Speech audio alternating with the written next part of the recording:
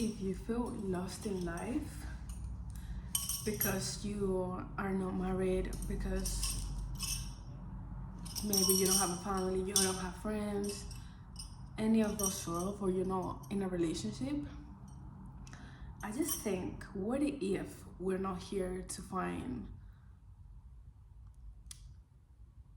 a perfect person? Like, what if it's not? Like, what if things are not just how they've been told to us? Because I just feel like in society, people that are not in a relationship by a certain age, or if you're not married and you maybe are a single mother or a single father, people shame these people. If you're a certain age and you haven't reached a certain point in your career, or you haven't, any of those things that are requirements to live, what if you're not there? And what if we're not? And what if you're not here to do that? Like, what if your purpose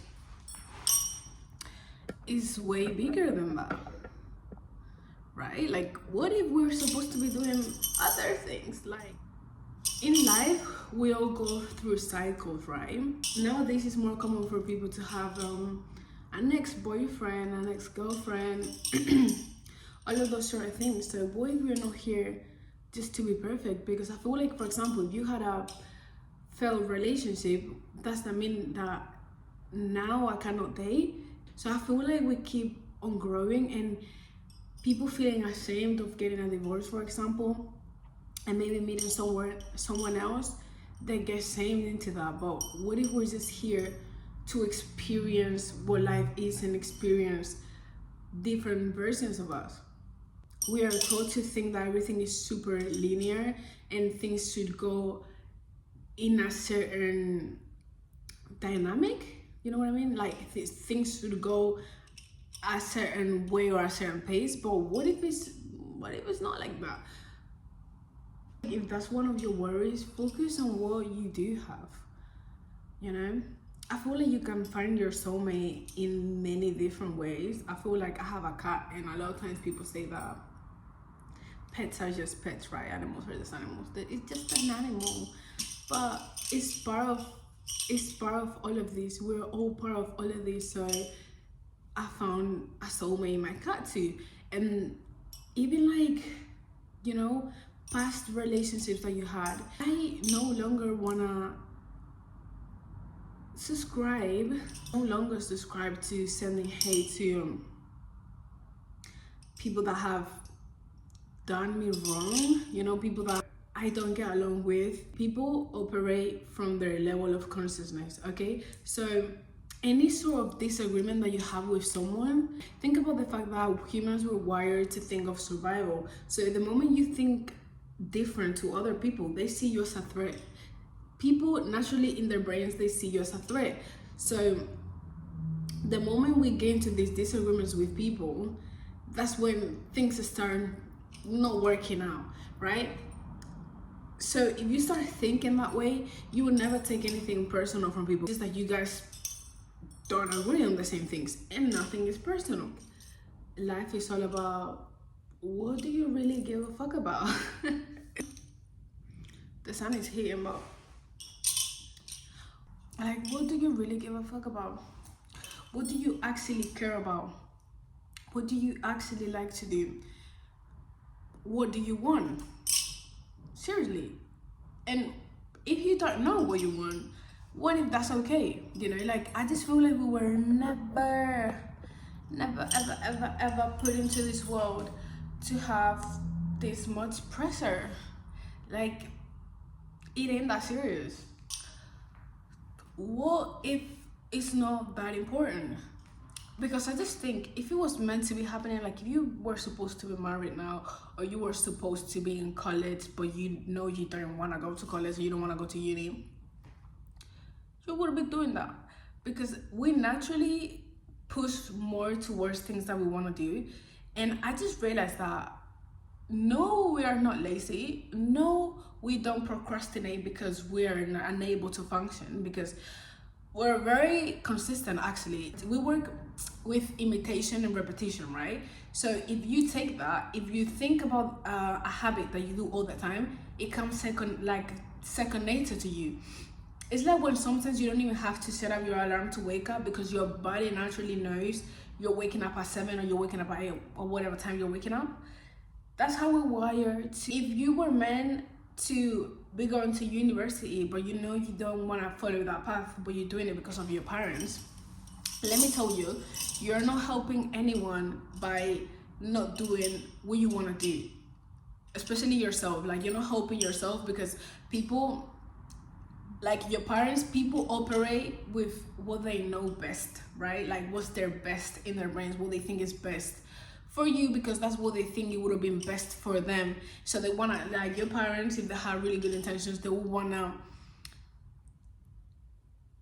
put their own agreements, right? They'll put their own agreements onto you because they think that's gonna help you. But sometimes someone else's best is not your best. So find your ideal best, and that can look like many other things. You see these two lifestyles, they look completely different. This is what people think is their best, and this is completely fine. Also, like, I just feel like, think about the fact that you get the right to choose. Like, you get to choose what you want your reality to look like. Like a week ago, I was in a different city and my reality looked completely different. And today I'm in a different city again and it looks completely different. And that just put in my brain that, wow, I can change. The moment I decide to say, I'm doing this now, I can literally make my reality look like that. You know, with your aura, with how you want to behave, how you present yourself, everything. You decide what you do now. Okay, so if you're feeling a bit lost, just know that you can either from now choose the path that you want to choose, or you can stay doing what you love, you know? I feel like life is all about being compassionate and also about love. It's all about love. No, but for real, when you learn to protect your energy and you start looking at the world, like really looking, you know, and seeing, you learn to have more compassion for you and then for others. And so you don't take anything that serious. And when I say that, I mean that, yes, maybe my past relationship did not go anywhere, but did it really not go anywhere? No, because from that relationship, I learned so much. I grew, I experienced things. And even how normalized it is to be like, oh, I hate my ex, or I hate this person, you know? The way it's so normalized to be so negative towards people that we once loved is crazy. It's crazy. Like, you know, let it go. It didn't work out, but what if it actually did work out? Like, how it was supposed to go. It was super hard on ourselves in terms of like, just for having feelings, just for being human. We're literally humans, okay? Like, as much as you can watch all of these self-development videos and we all wanna level up and we all wanna do great, we have emotions. Like, detaching and personal growth and wanting to be better is not about dismissing your emotions. Like, it actually is about feeling how you want to feel. It's about feeling, you know, feeling is being alive. Like, if you think about the world, like water, when you touch the water, like, you cannot physically grab water because you can't, but you can feel it. Do you know what I mean? Even the air, you cannot see it, but if I breathe in, I can feel it. So just be alive. The fuck? Just be alive. Don't take it too serious. Like, don't take it too serious. Like, I feel like it's not that deep. Like, shit is not that deep. And when you realize that shit is not that deep, then you truly live with more ease, because you live how you want to live and not how others tell you you should live. You know what I mean? But that's my honest opinion. Take what resonates, leave what doesn't. But I just feel like life was never meant to be that serious. Life is not linear, okay? It's a cycle. So I don't know, like, don't be so hard on yourself. That's all I want to say. Like, don't be so hard on yourself. Don't take things that seriously, and do what you love. Like, truly actually do what you want to do.